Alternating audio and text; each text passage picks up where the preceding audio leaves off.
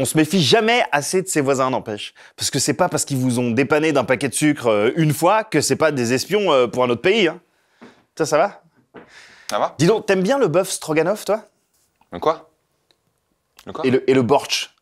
Tu t'en manges de temps en temps du bortsch? Je sais même pas ce que c'est, je sais pas de quoi tu parles.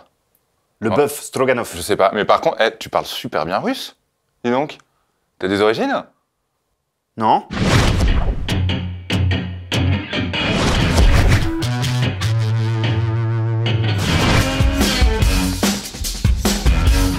Ah là là, les années 80. Ah ouais, c'est blockbuster d'action. Ces groupes de pop synthétique. Et puis ces looks improbables. Ces espions du KGB infiltrés en Amérique. Ah là là. Super secret spies living next door. They look like us. They speak better English than we do. They're not allowed to say a single word in Russian once they get here. If you make any noise, I will kill you. President Reagan is outraged that the KGB thinks it can kidnap someone with impunity on American soil.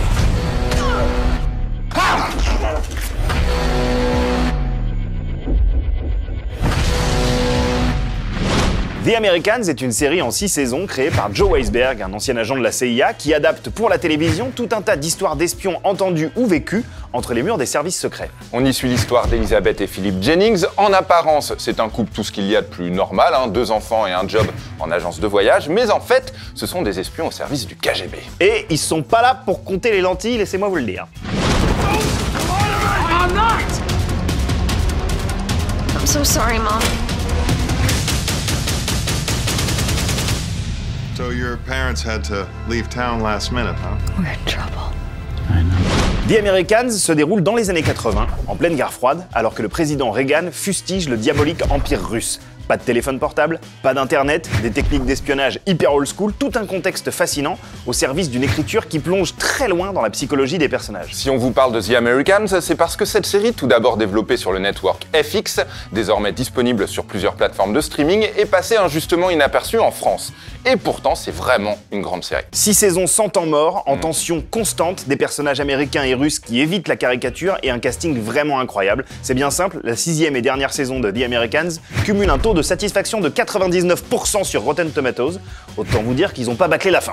You're going to have to make a decision to commit to this life or to get out. It's not easy and it doesn't always end well.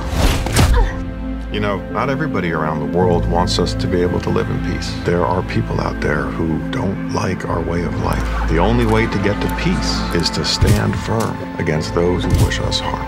And believe me, they do wish us harm. There's trouble back home. What are you talking about? Something came up. One of our couriers went over to the Americans. Mieux vaut tard que jamais, la 6e saison de The Americans lui vaut son premier Golden Globe en 2019, après 18 nominations aux Emmys depuis 2013, qui n'avaient de cesse de snobber ce programme pourtant très méritant. Aujourd'hui, si vous n'avez jamais vu The Americans, vous avez une chance incroyable, elle est dispo en intégralité, elle est terminée, et si vous aimez la première saison, sachez que vous allez aimer avec passion tout ce qui suivra, enfin vous nous direz. Spasiba tovarish, Joe. Pajausta, tovarish Nico. Quoi?